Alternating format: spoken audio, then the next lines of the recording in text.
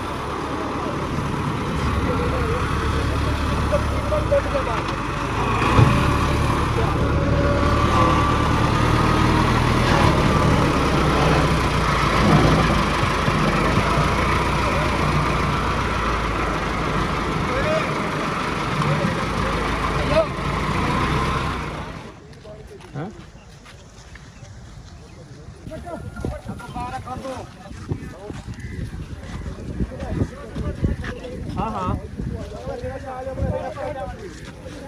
केड़े ब्रेक से